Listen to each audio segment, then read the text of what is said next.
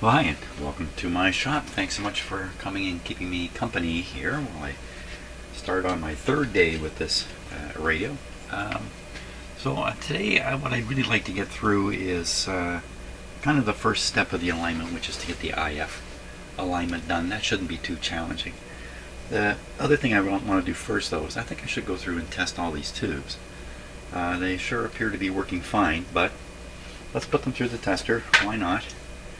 And we'll see what we get out of it. Boop. We'll see what we get. Now, a friend of mine commented there weren't many tubes in this radio, but there's quite a few. 1, 2, 3, 4, 5, 6, 7 of them. That's a pretty good count. I think we're going to start right off with the rectifier tube. This is a 5Y3. And we're going to use the Weston tester here. I'm going to get her all set up for this tube.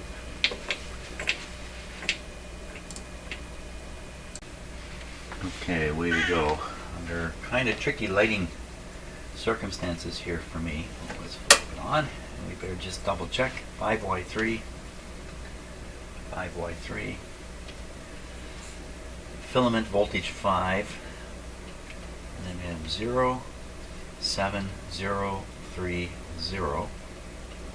P060. Good. In you go.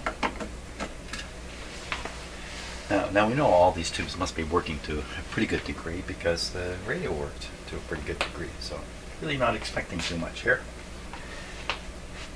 So the rectifiers have to get above, excuse me, basically above the center. Okay, we should find a short indication on test 1. There it goes. Rectifiers and diodes. Well, it's come back low and falling. I don't know if you can see that the needle fell a bit. It's still falling a bit. Well, that's not terribly good. Actually, let's just double check everything here. This should be set to 25, it's a little off. Let's try that again. I think that made it worse. Well, this is actually a pretty bad result. So, a weak rectifier tube, my understanding of what happens is it drops more and more voltage across itself while it's operating, and you lose voltage in the set, and eventually it becomes hummy. Your set will hum because of a really bad rectifier. 5Y3. Okay, well, that's a little bit surprising.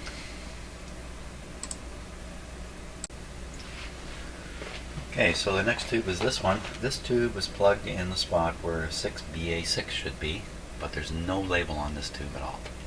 But it looks like a 6BA6 to me. I'm sure it is.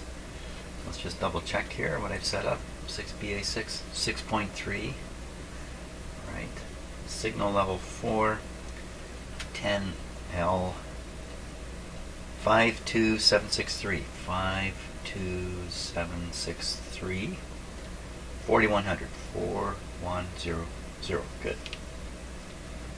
In you go.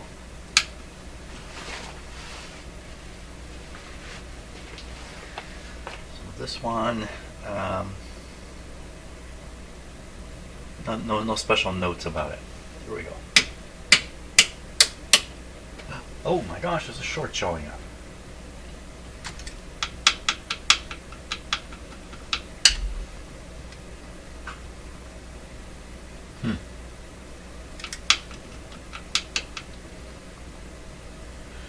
Pretty high resistance here.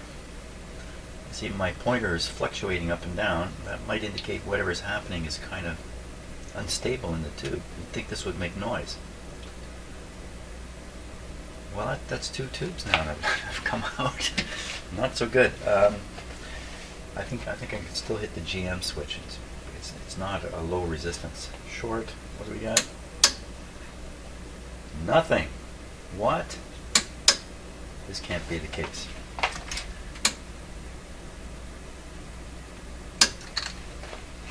Oh my gosh, I gotta lift.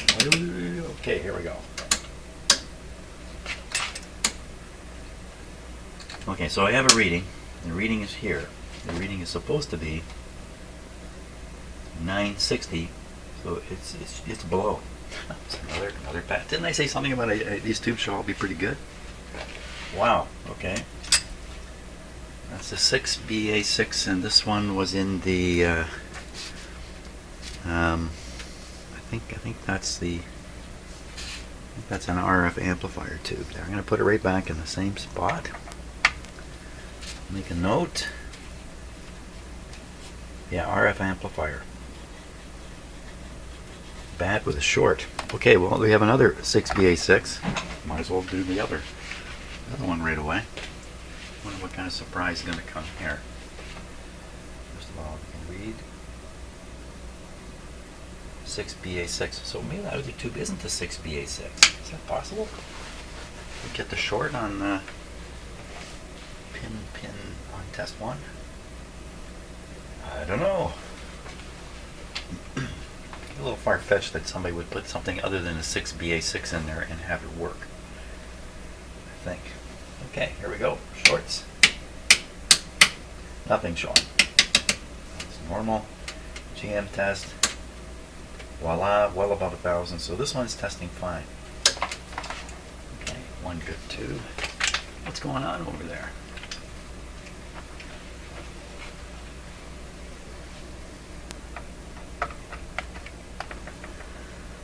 Okay, we'll take the 6BE6 next.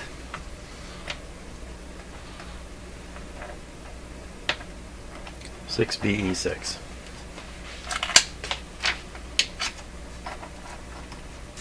You know where that's going? That's going to go to the floor. Do your cat job. Whoa! Okay, while she's doing that, I'm going to set up the tube tester. 6BE6.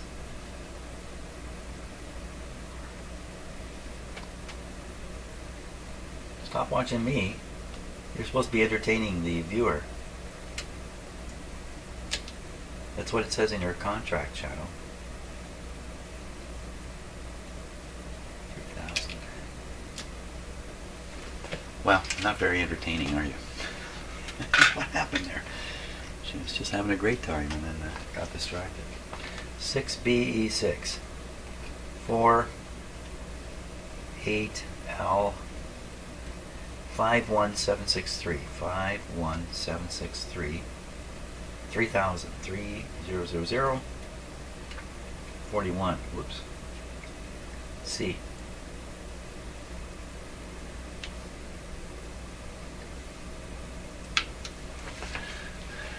So this is the mixer tube in the radio.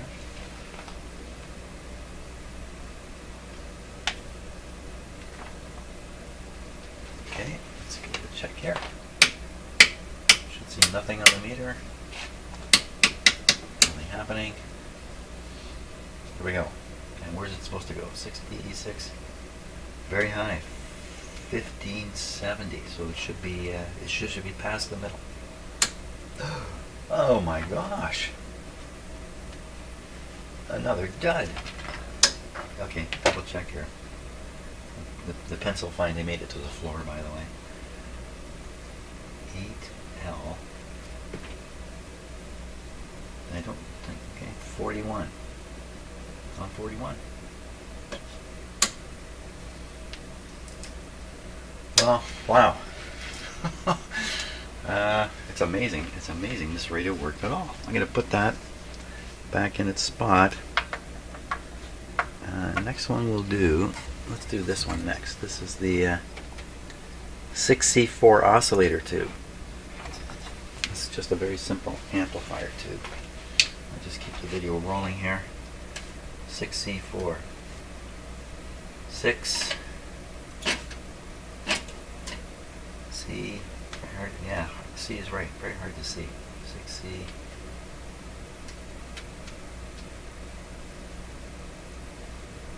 There it is, 6C4.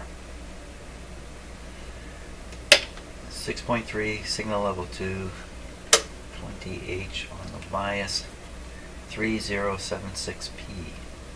3076 P 5100 44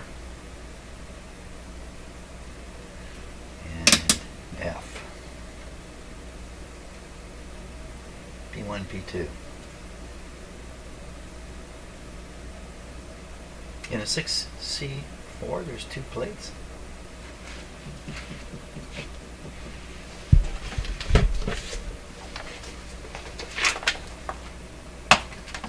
Oh wow, I like that. Just whip that right open. 6C4. There's only 1 plate. Oh, the plate is connected to 2 terminals.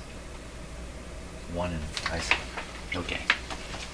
1 plate, 2 terminals. There we go. So this guy's, oh, yeah, no shorts. No shorts there. So this guy's job is to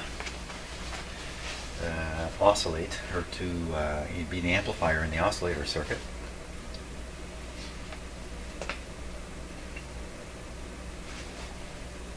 Okay, shorts.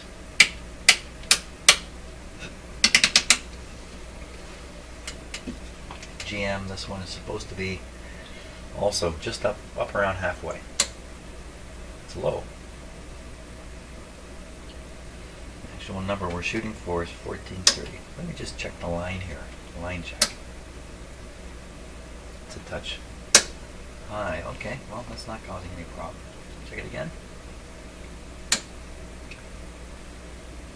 So we're getting about 1,000 when it should read 1430. 1430 is the reject point. Like, if you get to 1430, it's time to throw it away. We're way below that. There's another bad tube in this radio. This radio is full of weak tubes. Wow. Okay, let me get the next one ready here. Okay, ready for the 6AT6 there.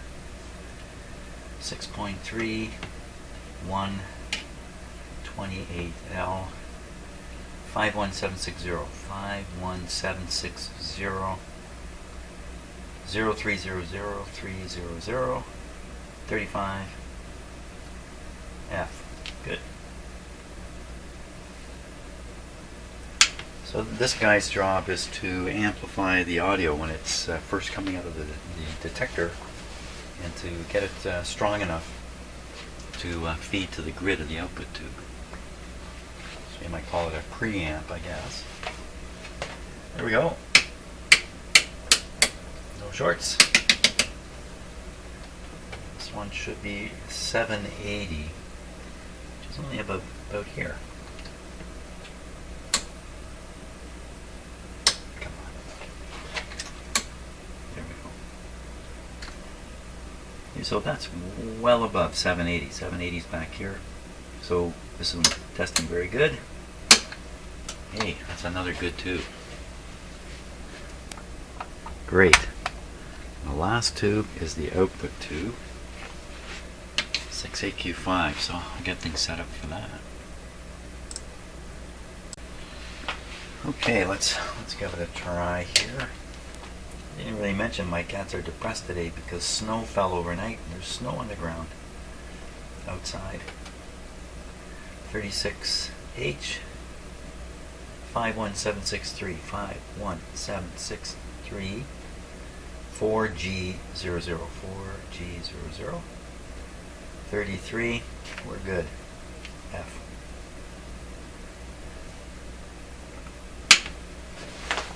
Of course, this is the output tube. This guy's job is to supply the current necessary for the speaker to operate. As compared to other tubes, this is a very hard working tube. Rectifier tube's also a hard working tube. And that, what I mean by that is they're designed and intended to be operated in such a fashion that it's hard on them, that they are wearing out a little bit. So output tubes, rectifier tubes tend to wear out first. Okay, here we go. Any special notes here? Grid 1, grid 2. No special notes. Pop it just a wee bit. on this setting. I don't think that means much. And 1200, so about here. There we go. Wow! Holy schmoly! It's a beauty. It's a beauty. So now in terms of the radio here, we have a radio with a bunch of weak tubes. I certainly have replacements for all of them. No problem there at all. Should I? Or should I kind of get the radio, I should get the radio set up so we can kind of judge its operation, swap out those bad tubes with better tubes, and then judge its operation again right away. There's some problems with doing that because I suppose it's not supposed to happen, but you change tubes, you might change the tuning in the radio just a wee bit, and it change its apparent performance. But this isn't exactly a physics lab I've got here, so why don't we try that? We'll operate the radio, I'll feed in a known signal, we'll get a known speaker level, and then I'll switch these tubes out and we'll see if any difference occurs. That's going to take me a little while. I have to get replacements for 1, 2, 3 of them. 3 of them. Okay, great. Should be interesting. Okay, so now I have replacement tubes. You can see the replacements are just sitting beside the tube they're replacing. How to proceed with this? Try to get some kind of something out of it. For sure, leaving the original tubes in, tuning the radio somewhere. I mean, it hasn't been aligned or anything. I even think the broadcast band isn't even working. I'm not even sure of that. We'll get it. I guess I can get it on some middle frequency band. Get the signal generator feeding in. Get a signal coming out of the speaker. Measure the voltage of the signal coming out the speaker, and let that be the guide. To tune the radio very carefully to get the peak. Change the tube. Take the reading. Tune the radio to see if the radio tuning's been affected. If it has, tune it to the peak, take the reading. Sounds like 2 readings every test. And then this is a long process. Put back in the old tube, verify the radio is still operating the same way it did initially, and then do the same thing to the next tube, and the next tube, and the next tube. That's a long process. That's a long process. Another approach is a radio full of weak tubes works so well, change all the tubes, check it again. Radio full of strong tubes works so well, I could do that too. What am I really gaining by doing this one tube at a time? I'm going to find out that one of these weak tubes is upsetting the radio. If I'm only doing it in one band, one frequency, it could well be that one tube is upsetting the radio at one range and another tube's kind of upsetting it at another range. I just noticed something interesting about this radio while I'm talking about it and thinking. If you're looking at the capacitor, let me get a pointer here. I need a pointer. Okay, here's a good pointer. You see the big sets of plates. Look, there's a small set of plates in here too, right there. When you look up at the top here too, these are trimmer capacitors. I just glanced at it. I saw all the screws, but I just said there's 3 of them. But there's 6 of them through here. Isn't that interesting? And these 2 screws, they look to be turned up as high as they'd look to be turned up maximum. Interesting. I would never look for little plates like this. I saw sometimes you see them in an FM receiver because they're the FM tuning plates, but what they're doing in there, I'm not exactly sure. That's kind of neat. Okay. Back to what I was saying. I think I'll go through the long process. We're going to find out something that's not terribly interesting in the end. I think it's better to go through the short process, fire up the radio, get it operating, get it settled down, make a measurement of the output strength, change all the tubes. Or maybe I change maybe I change the rectifier tube on its own first. That's liable to change the B+. Now on the other hand, I measured B+ and screen voltage, all of them correct. So how that would help increasing the B+, I don't know now. Oh, some things to think about here before I take action.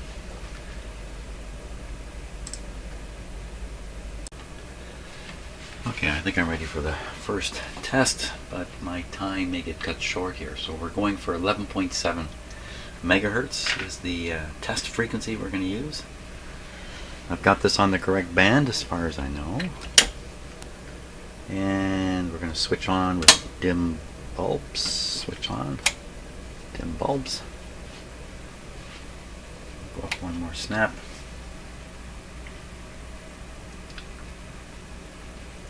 And should give it a bit of volume. So I also have, you can't really see here. There we go. Great.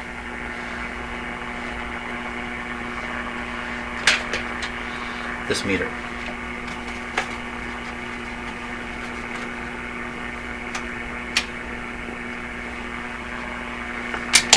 Whoops.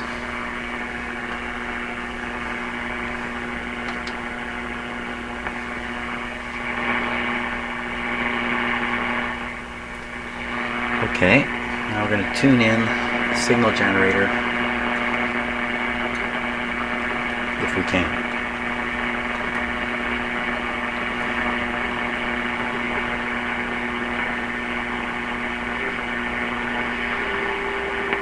Right there. Okay, we're going to switch this to full power. Seemed to cause the radio to retune a bit, eh? Let's see. Oh.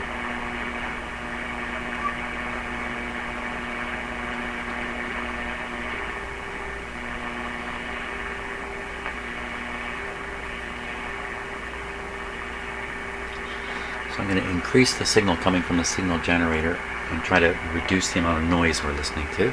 Here. That brings in the AVC. That means the radio's running kind of in the zone where it normally runs. I'm not doing this with no AVC. And see if we just make the meter less sensitive. Turn this up. No, that's not going to work out. Maybe too loud.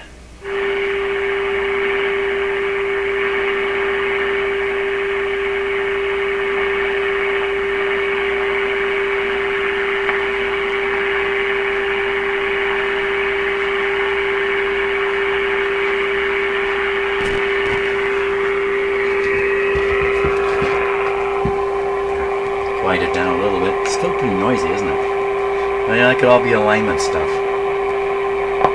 Or could it be weak tubes? Huh. Hey, that's interesting. Okay. I'm just giving it a little bit of time, make sure it's stable here.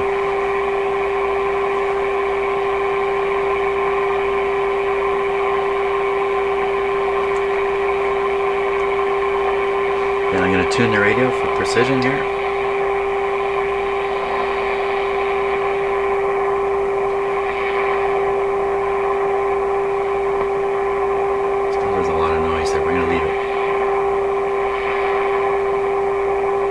AVC activating, so it's right around the number 2, So I'm going to mark that down. Now, I'll shut the power off. Pull out the rectifier tube. Try not to burn my hand doing it. It's very hot. Put in this much better rectifier tube. This one really came out good on the tube tester. Okay, and go in first with dim bulbs, all well, full blast.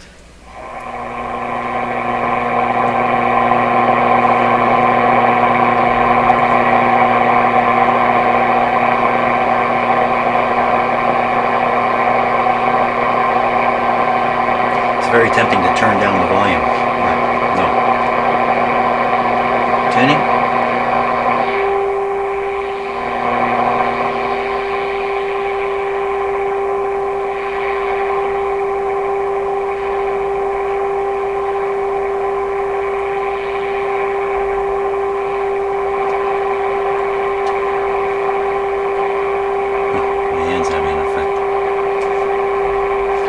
Sounds louder, looks louder. Very good. Okay, let's try another one. The weakest one in here was the RF tube. I'll do them one at a time. Just keep going. So the RF tube is this one. Power off. Oh, you know what? Power on, power on. We're going to reset the volume here. I'm going to turn it down because that's really blazingly loud. It's probably overloading the video here.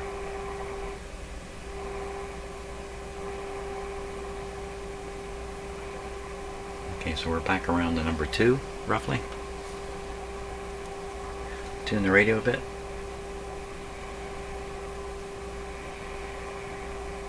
Sounds a lot quieter and the meter reading is higher. Is that just because I laid the speaker down? Okay, turn it down just a wee bit more. So it's right around 2 again. 2. I mean, I can't make this perfectly scientific here. I mean, it would take a lot of effort. Okay, we'll pull out the RF amplifier. Very weak tube. And we'll put in a much better one. I picked tubes that tested very good. Oh, look at this tube. I pulled this out of my collection. I almost fell over. This is a 6BE6. Look for the gap. You see the gap? Hey, there's 2 gaps. What happened? One of the pins is missing. How did that get in my collection? Made me think I must have pulled it out of a tube tester and left the pin behind. But okay, now what did I do here? So the clever thing I did do is I marked the old tubes with a dot on the top so I cannot get confused. So we should have turned the set on. Yeah, why not? Okay, dim bulbs first. Back on full. And what is full today? Today full is 117 volts. Okay, what now? Now I turned this down, but when I turned down the volume, I turned it down to 2 here. I'll just put a better tube in when the radio's gone quiet. That's nonsense.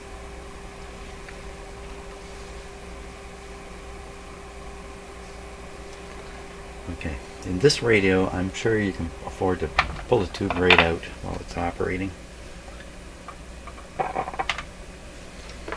It's actually a far better way to do this, really. There's a few radios where you dare not do that.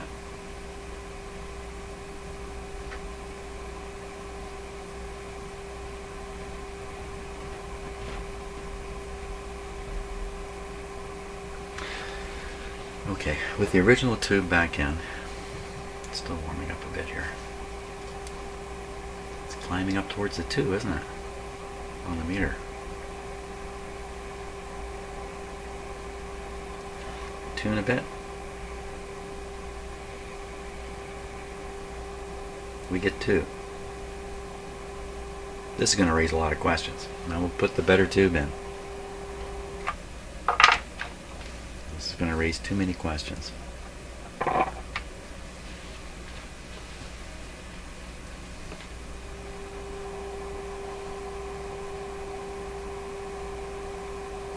Okay, and that's a little more what I would expect. So it's increased roughly the same amount the other tube increased things.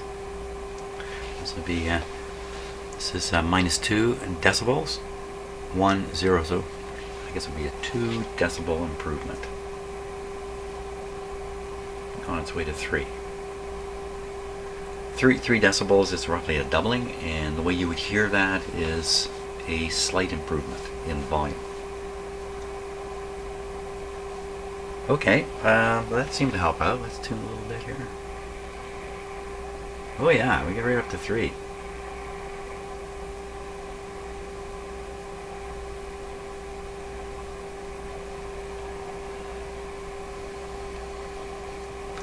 So that's the first RF tube. The next one we'll do the mixer tube next. And again, I'm just going to pull it out. So we're gonna turn this down to 2. Okay, everything is fairly stable. We'll check the tuning again.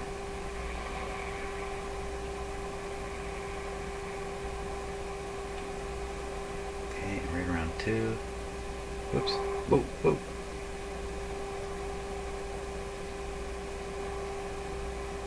Okay, 2. Pull out this tube.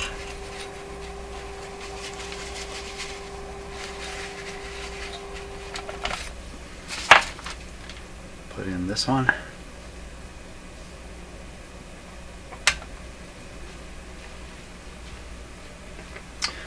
So this guy's, I think he's got an audio amplifier in him.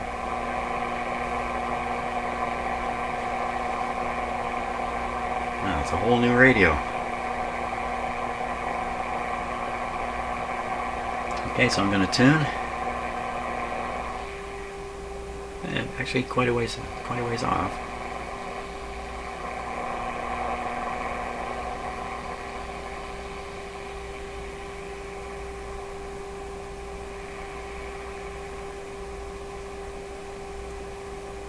About the same as the last 2. Just getting up. Oh no, I set it back to 2, didn't I? Did I? I think I did. Yeah, so much for the science here. But I think every step of the way we're getting an improvement. I like the way I'm doing this. So the last one is the oscillator tube. Which again, I can just pull it out. Just going to make the radio go quiet. I need a tube pulling tool.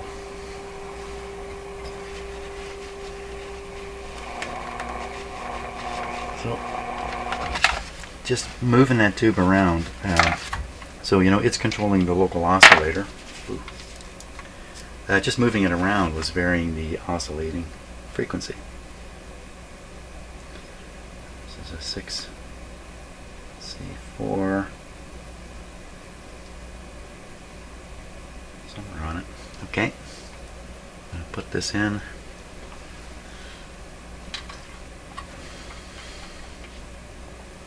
This is tricky.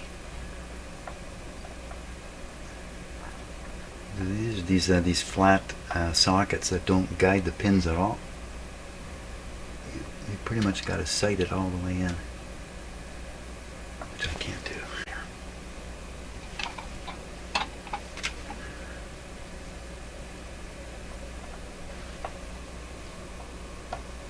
There we go. Okay, it's in.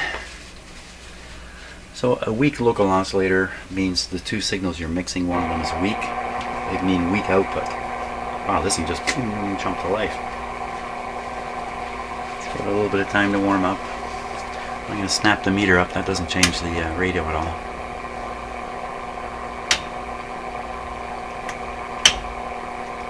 Oh, my meter's acting up. Come on. Oh, was I getting a false indication before?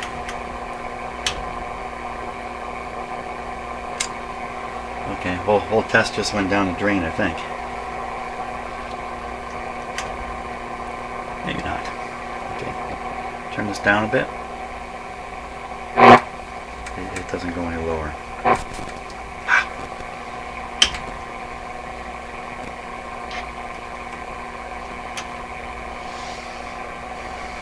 That's it. Yeah.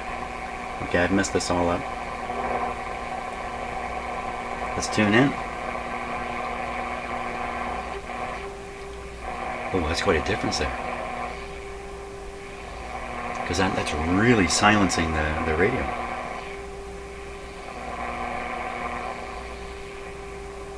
Much more AVC effect. As for, you know, what the meter says, I think I blew that totally away, but I'm sure it's silencing the radio a lot better.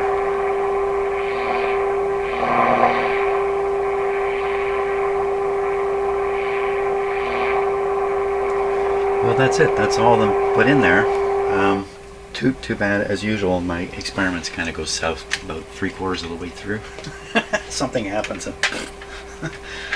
But, you know, can there be any doubt? Having changed these tubes, I've got improved operation here. Very good. Alignment. Alignment is still waiting there. I'm not sure I have time this morning to do it now. I have to go check with the boss. Okay, I think time's going to allow me to get through the Iaf process here. I've been out of the room for a while, and I see the meter's gone down. Let me just tune. Maybe, did I turn the volume down before I left?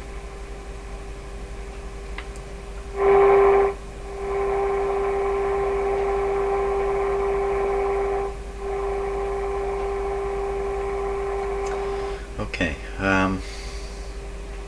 Alignment of the Iaf stages. So here's the two Iaf transformers, but what's going on in the top of this one?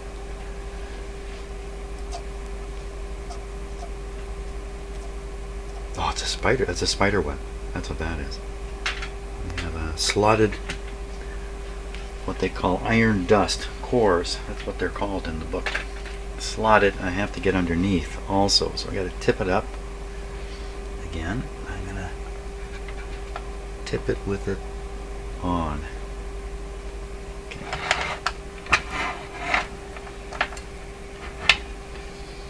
They don't like doing this, but I also don't want to be turning it on and off. I don't like moving it when it's on like that.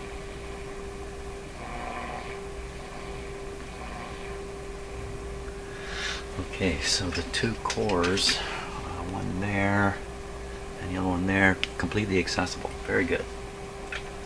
Okay, we're golden. The instructions say to connect up the signal generator to the control grid of V3.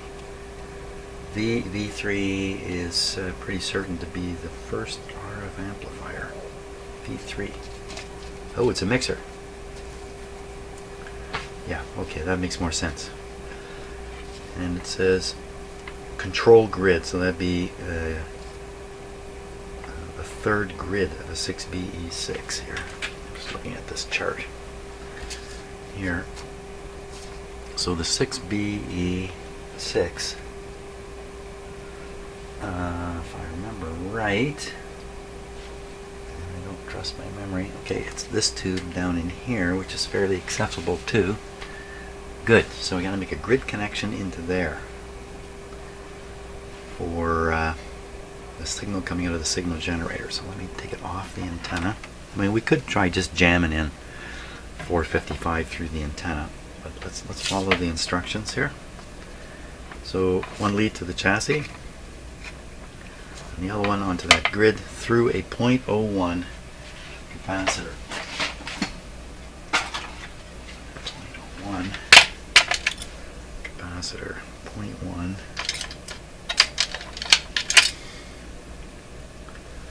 0.01. Now I want to clip that. Oop. Clip this onto the grid here. Can I do this while it's live? Probably not. One of the reasons is, you know, what if I make a mistake and I clip it onto the plate, don't know what I've done, next thing you know, I'm electrocuted. Pin number for, we want to go on the grid, don't have it written down here. Grid of a 6BE6. 6BE6, third grid, 7, pin 7 is the signal grid. Yes, pin 7. Pin 7 is fairly easy to spot and attach to. There it is right there.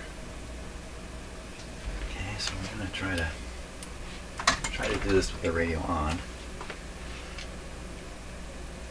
Not recommended. Why am I doing it? Yeah, you know what? Just momentary. Power off. If I cause a short, it'll just be a momentary pop. It's on there. power back on. So now we got to dial up 455 on the signal generator here.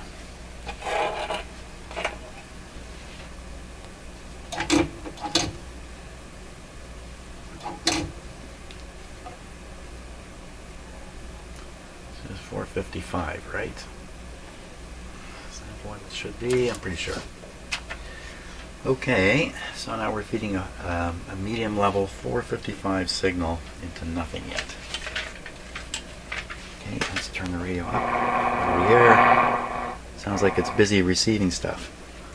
I'm up on the on a high band. I think they tell you to, do they? They do not even tell you what band you should be on for this.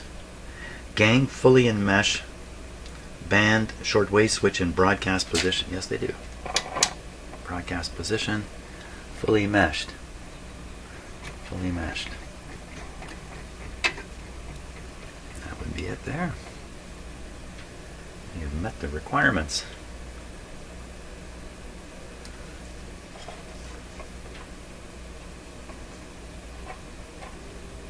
Do you hear it? Beautiful. Okay, now we've got to see that meter, which is pinned right now.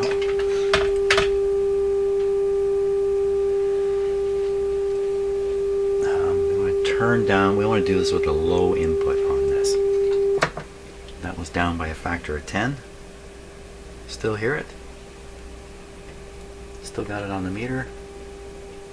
Look at that difference. You can't even hear it. Barely hear it. The meter really shows it out. Really nice and stable. Fantastic. Now I got to get a tool I can do the adjustment with. I wouldn't want to use a metal screwdriver, at least not right off the bat. There's other tools like this. A plastic screwdriver tip. And we're going to try. And we're going to see what happens here. Here, look right in the slot.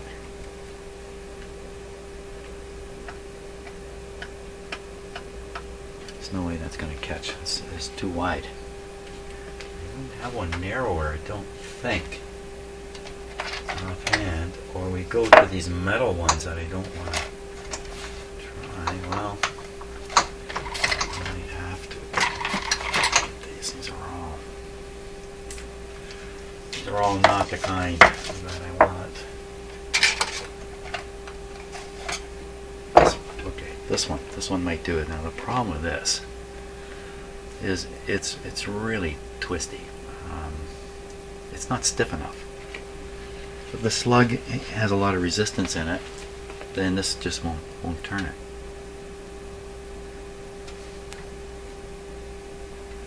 Okay, just a test. Now, see, the screwdriver is twisting. That's no good. Okay, so we're going to go in there with a metal screwdriver.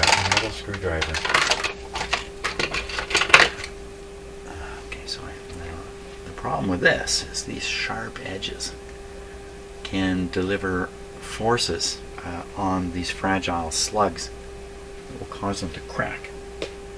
You get too carried away. So again, just for the sake of testing, I'm also listening. Is it affecting the radio? You would expect it to. Okay, it's in there. It's got a good bite on it. Well, let's turn it. Yeah, it's turning. So hard to see, probably in the camera. But there's a little rubber piece right here. Like a little... It just fell out. Okay, so sometimes I believe what they do is they tighten up the slug by sliding up a thin piece of rubber or plastic up beside the slug, and the slug has enough play in there that just makes it playless. But the piece fell right out. So I think there's probably still a piece up beside the slug. It's just the excess fell out. It's just an observation I've made. I've never really known for sure why they have little pieces of rubber in there. So everything's good to go. So now we can start pretty much right there. We can start right there and watch the meter. We'll double check. Frequency 455. Here we go.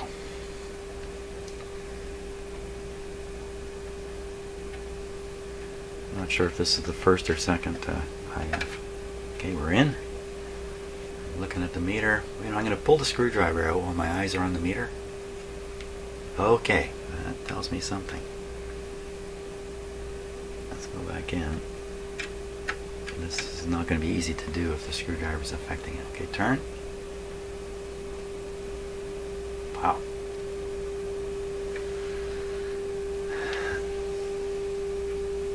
You know what? We should turn down the. Oops! Come on, meter. Don't give out on me now.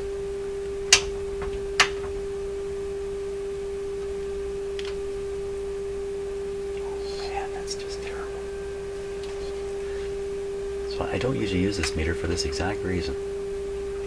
And the switch in behind here is in a sealed box. So it's never supposed to do this. Now, is that working? Yeah, that's working actually. Okay, so we're going to put it up a bit. We're going to cut back this.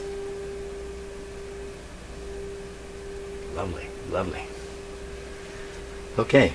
Now we're ready. I think we're ready. What do I do with the screwdriver? Oh, it's still in there. Okay. Make the meter continue to go up, up.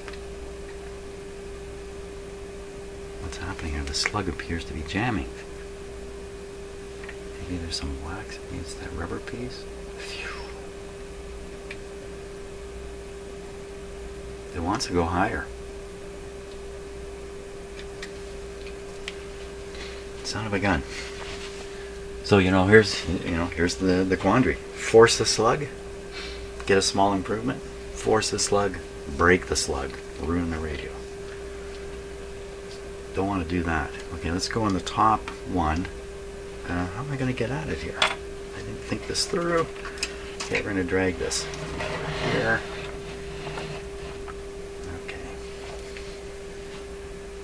Try to get in the top, past the spider web, into the slot. Okay, I'm in the slot. Now I'm going to just pull the screwdriver out while I watch the meter. Didn't make much difference this time. Okay, put it back in. Okay, here we go. Make that meter go up.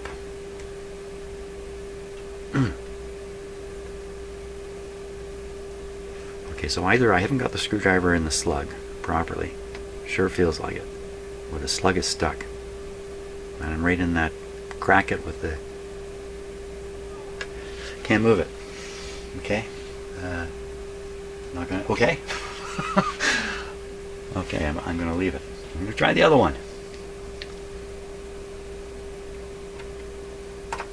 Okay, now the other transformer, it turns easy. Almost dead on. Okay. Just ignoring the screwdriver effect. In here. We're in.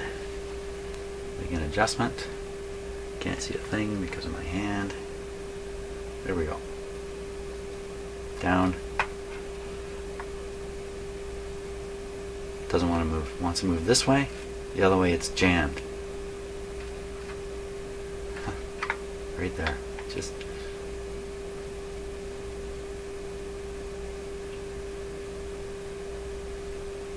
wow.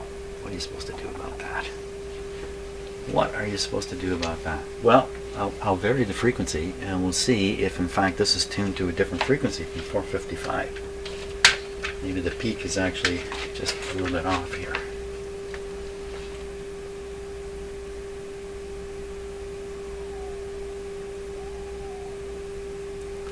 57.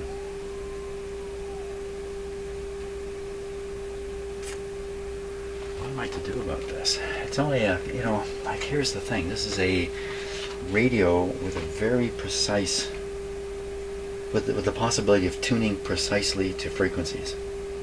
And And that's what the radio is capable of doing. You should be able to get it there. You really need the IF to be correct. If you want everything to work out, the IF should be correct. That's 2 kilohertz off. So 2 kilohertz on the dial of this radio is how much? 2 kilohertz, well, that's a very small amount. It's 100, it's like a needle width. It'd be like a needle width or so if I decide not to put it at 455. You can compensate with other adjustments, oscillator and that, so the dial's correct, but I may not be able to make it correct right across the dial unless this is 455. But 457 is stronger. I mean, it is 457. I can't declare it to be tuned at 455. So what if we just try peaking at a 457? See if we can get more out of it here. That's a go. Okay, so we're starting on the first. What happened to my my meter? It just.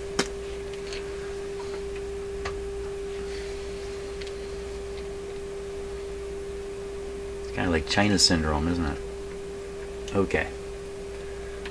There we go. Okay, nice peak there.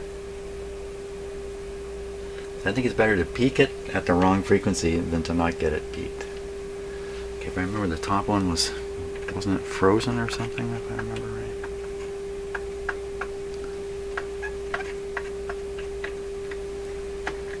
Okay, watching that meter. Oh, did you hear that? I don't like that sound. That sound was terrible. It is where it is. Okay, next one.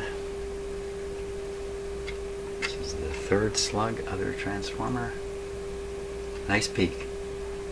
See, these are nice in the bottom, but the top, I guess maybe junk has fallen in over the years, and it's grindy in that. Go in, go in. We're in.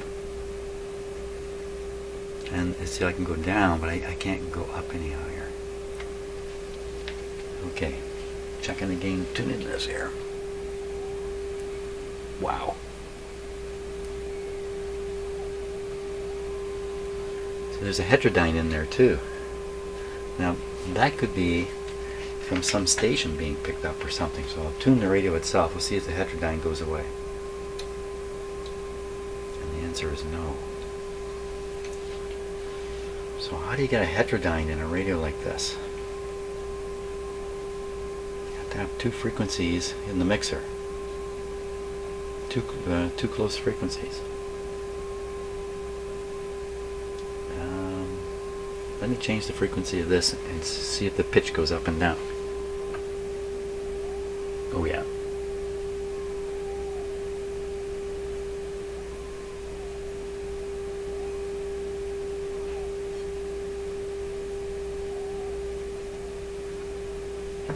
Wonder what it could be. You're kind of getting really deep into the radio at this point, wondering about this. Well, it's very quiet. If it exists when the radio's operating normally, we would never hear it anyway.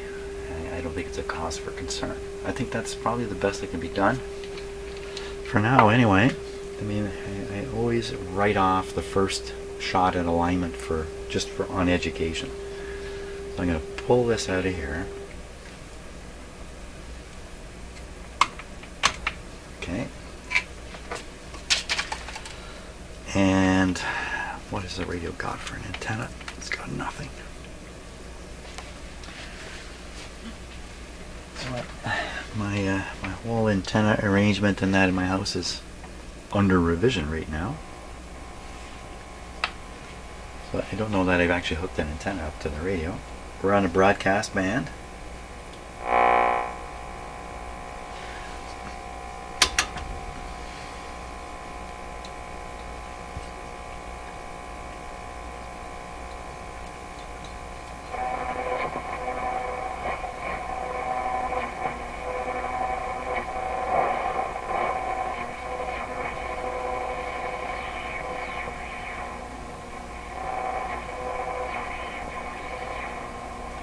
Odd.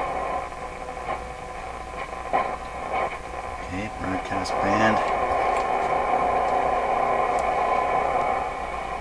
Let's supply it with something, so we're around, put 1,000,000 on here.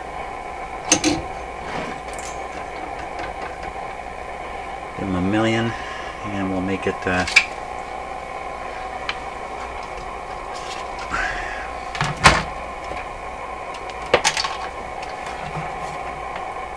hooking up a loop antenna to the signal generator so it transmits a little bit. In here.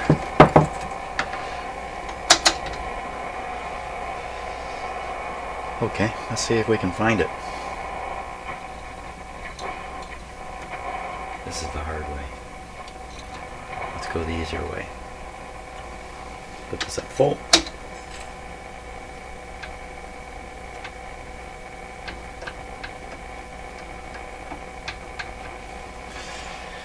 I want this to be above 9. So we'll come down here. For sure we're above 9.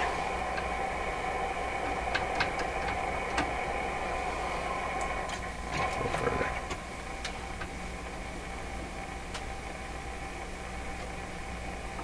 I'm not finding it. Okay, so I'm going to make the connection direct. This didn't work.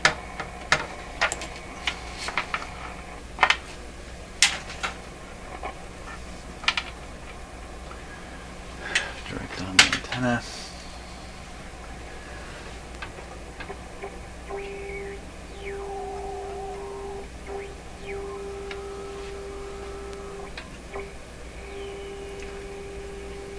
What's the heterodyne?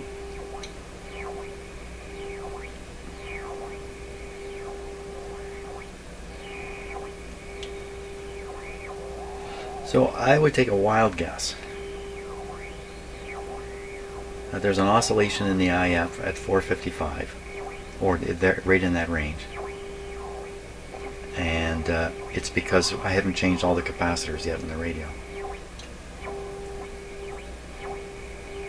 The only other thing it could be is a signal coming in on the antenna. Oh, I'm tuning your radio.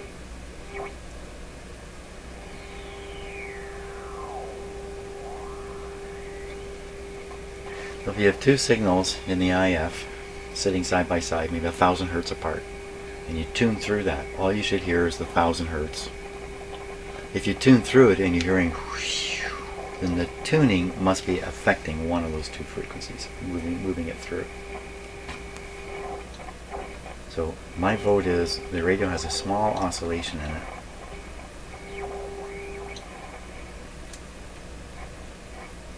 Where'd it go?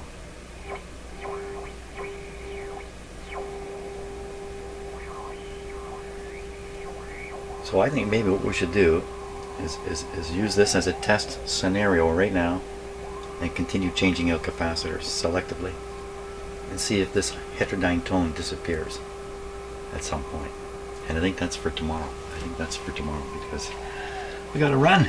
We got a busy day ahead of me. So thanks a lot for watching, and we'll carry on tomorrow.